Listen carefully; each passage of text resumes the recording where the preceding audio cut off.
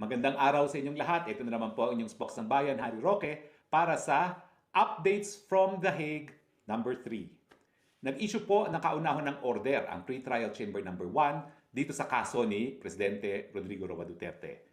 Dito sa order nito, inutusan ng ating hukuman na ilabas ng prosekusyon ang lahat ng ebidensya laban kay dating Presidente Duterte. Sulat na ebidensya, documentary.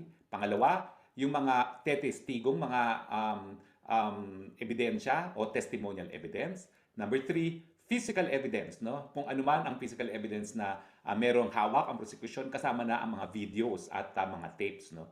Now, ang nakapagtataka, bakit inaresto muna ang dating Pangulong Duterte na hindi sinasabi kung ano yung ebidensya laban sa kanya? Bakit ngayong nakakulong siya, dito pa lang sasabihin ko anong ebidensya? Sanay tayo sa sistema sa Pilipinas na bago maisampa ang kaso sa korte, dadaan sa piskalya. At sa piskalya, nagsasampa ng complaint affidavit at nandun na ang lahat ng ebidensya. Pagdating sa hukuman sa Pilipinas, ang laman ng file ng piskal ay yung mga ebidensya na nakalap sa piskalya. In fact, stricto na ngayon ang ating hukuman. Sang-ayon dun sa summary rules na inadapt ngayon ng Korte Suprema, pag hindi mo sinama sa piskalya at sa simula ng kaso ang ebidensya, hindi na po pwedeng maipasok. Pero ang pagkakaiba, bago makulong ang isang tao sa Pilipinas, dumaan na sa proseso ng preliminary investigation. Bakit may preliminary investigation? Para nga malaman kung merong ebidensya na merong krimen na nagawa at yung tao na nasasakdal ang posibleng gumawa ng krimen na yan. Dahil kung wala namang ebidensya laban sa taong yan, bakit mag-aaksaya ng panahon at ng resources ng gobyerno sa paglilitis? Pero dito sa ICC, kakaiba ang proseso. Huli ka muna, kulong ka muna, bago mo malalaman ang ebidensya laban sa iyo. Tama ba yun? Ang problema, meron bang kahit sinong tao na puti na galing sa developed world na nasasakdal sa ICC? Wala.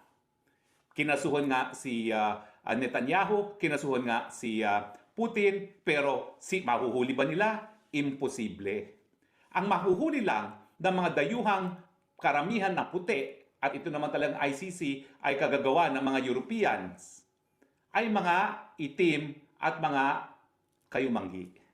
Para kapag ikaw ay itim at kayumanggi, huli ka muna, tsaka mo na malalaman ang ebidensya na sa tingin ko ay hindi patas. Dahil kahit saan tayo makarating sa daigdig nito, napaka-importante ng kalayaan bilang isang karapatang pantao. Hindi dapat yan napagkait sa ating dating Presidente Rodrigo Roa Duterte nang hindi man lang yan nalalaman kung anong ebidensya laban sa kanya. Pero ganyan po talaga ang sistema. Ang sabi naman ni Presidente Duterte, nais muna niyang mamatay bago siya husgahan ng mga dayuhang mga mahistrado. At nakikita natin dito sa proceedings ng ICC, basta ikaw ay Pilipino or itim, kulong ka muna. Wala kaming pakialam, miski hindi mo pa alam at hindi mo pa nakikita ang ebidensya laban sa iyo. At saka tignan niyo po pumasok sa kulungan ang dating Presidente May 12. Ang tinakdang panahon para dun sa tinatawag na confirmation of charges, September 25. Tama ba yan? Na sa 6 na buwan, nakakulong na yung tao, hindi pa tayo sigurado kung meron kang probable cause laban sa kanya?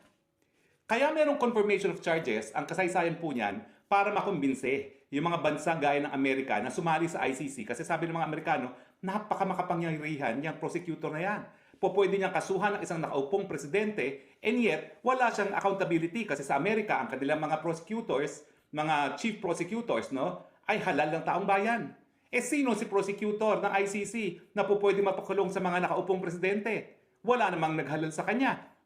Now, para makonvince sa mga Amerikano, may pre-trial chamber na doon.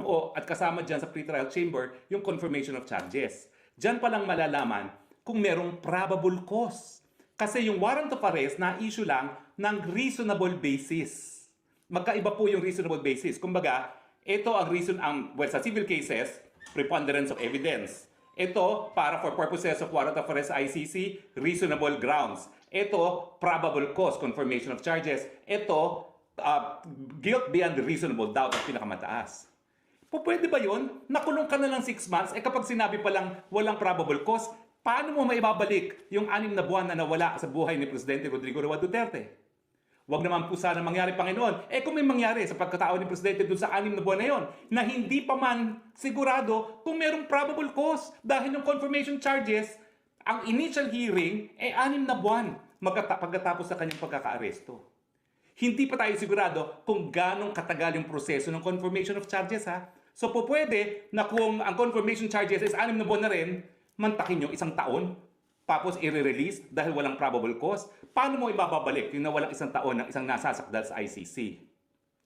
Alam niyo po, bagamat ang ICC ay nais magbigay ng katarungan sa mga biktima ng mga pinakakrumal-dumal na krimen sa buong daigdig, ang intensyon naman ng mga bansa ay ang kanilang mga lokal na hukuman muna ang dapat maglitis ng mga kasong ito. Nakareserba lang talaga ang ICC dun sa mga lugar na walang gumaganang gobyerno at walang hukuman, o di naman kaya may mga batas na nagbibigay ng impunity or immunity sa ilang mga tao. At yung mga bansa gaya ng Thailand na mayroong monarchy, talaga namang hindi po pwedeng kasuhan ang hari kahit ano mangyari. Pintasan mo nga lang ang hari, makukulong ka na dyan. Paano mo pa mapapakulong ang hari mismo? Pero ang importante dyan is, bagamat naniniwala tayo na dapat talaga pag walang gumaganang hukuman, mapananagot pa rin yung gagawa ng pinakakarumal-dumal na mga krimen laban sa buong daigdig, importante naman na yung karapatan ng mga nasasakdal, yung mga nakadetene, ay respetuhin. No person shall be deprived of life, liberty, and property without due process of law. Buong daigdig rin respeto yan. Pero bakit ikukulong ka muna?